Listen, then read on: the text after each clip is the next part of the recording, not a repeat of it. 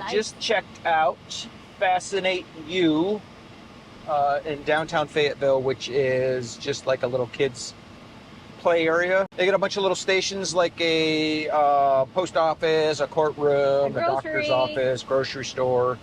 Farm. Farm. Just something a little interactive that the kids can play around with. I took Olivia there today. We were going to take her there yesterday, but there was a march going on yesterday, so just to err on the side of caution, we stayed away from the area yesterday. So today we went to that museum. I wanted to go to that museum because, as you see, Olivia's walking a lot more now. So I knew the last time we went there, that place was a ghost town. I wanted her to be able to walk on her own versus going somewhere and her being in the backpack carrier. So that's why we choose that place. After that, we had some sweets at this little place called the Sweet Palette. We haven't been there since 2015 or 16. And we ordered different things now, because when we were there a few years ago, we only had the cupcakes, which we found to be dry, so we didn't come back at all. And then we watch a lot of HGTV, and turns out what's his name? David, right? David. I'm not sure what his name is. I think David from Millionaire. My Lottery Dream Home. Yeah, there you go. He was here maybe last week filming, just around the block from the museum. Had a really way better experience this time with the food that they had.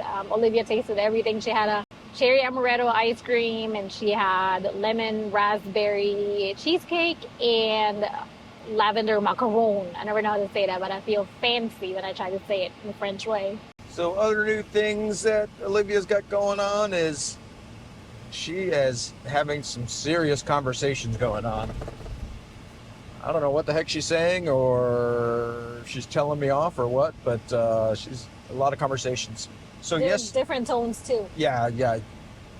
So I was talking to my mom today and talking about, what's new with Olivia, and I said it's kind of cool because she is now finding her voice. What I mean by that is, like, it's not just a baby making noise anymore. Just telling you something. Yeah, she has tone and pitch, and it's pretty interesting. And yesterday, prime example, I was in the kitchen, she was in the living room, and she was calling for me. So I look over and I say, "What?" And she's pointed at me and then put both her hands to her chest and continued talking like I did something to her, like she wanted to fight or something. She now loves her. She's got a little dog cushion chair that her grandparents got her. She now just sit in there, hang out and watch TV. And eat her Cheez-Its. Eat her Cheez-Its. Eat my Cheez-Its. Feed the floor her Cheez-Its. My Cheez-Its. It's also, what is it, like she's become more temperamental? Woo! If you tell her no, and even if it's the most loving no in the world, she'd throw a little tantrum. All right, well, let's take a look at the inside of this museum.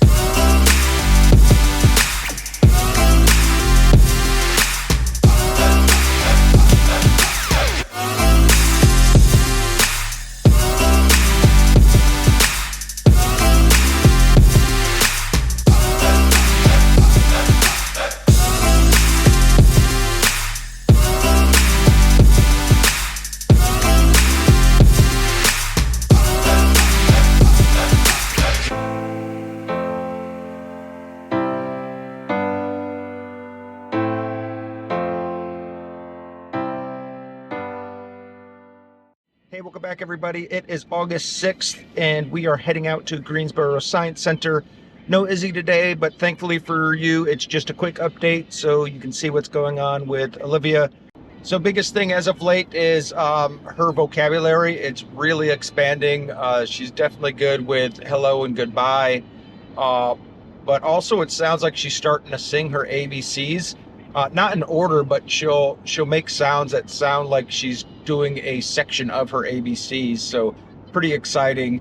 Then yesterday at daycare, apparently she was like tugging at her pants as if like trying to take her pants down and standing in front of the potty. So her caregiver went over there and, you know, got her undressed and sat her on the potty, and she immediately peed. So that was super exciting. She's definitely taking steps towards getting ready to be potty trained, so that's great.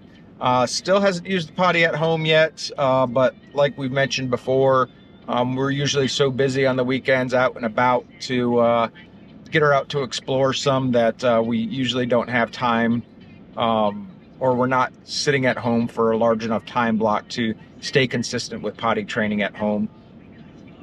So thankfully our caregiver is definitely taking care of a lot of that. Looks like her canines are coming in.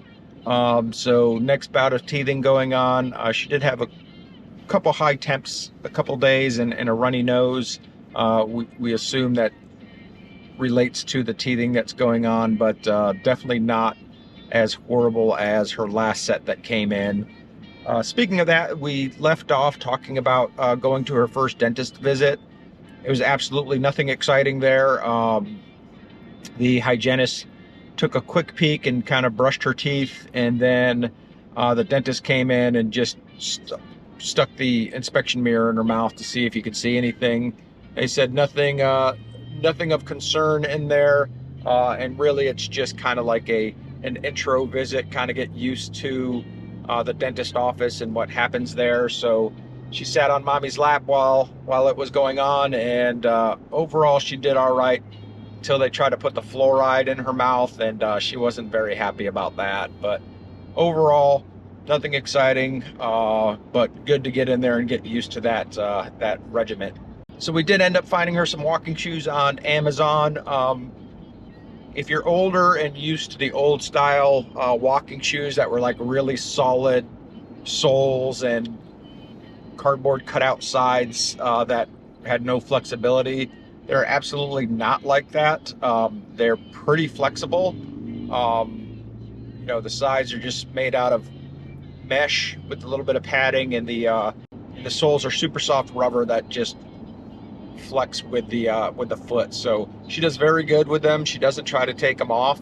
She actually enjoys wearing them. So it's a win. It's just a Velcro strap, so believe me, by all means, she could easily take them off if she wanted to, but she enjoys having them on. So definitely gets a lot more walking in now. When we're walking to the car, most of the time I'll hold her hand and let her walk just to get used to different elevations and pitch changes while she's walking to get used to it. So overall, she's doing super good. Starting to run a little bit more around the house. But it is funny, so our cats have kind of like thinned out the carpet by the door where to the bedroom where we usually change her and give her a bath. And I'm assuming at some point in time her foot has hit that tack strip, because when she gets there now, she'll either crawl over that spot or like hold onto the wall so she can step over it. So she never cried or anything indicating that she got stuck by it, but that's the only thing I can think of, unless if that transition strip just messes with her vision and she thinks about it. I'll try to snap some video inside the science center, but like I said, no Izzy today, so obviously main priority has to be the youngin. But if it's not too crowded and I feel comfortable with getting some video of Olivia walking around there, I will. All right, thanks for stopping in. Any questions like normal, just throw them down in the comment section and we'll answer what we can. Other than that, y'all have a good one.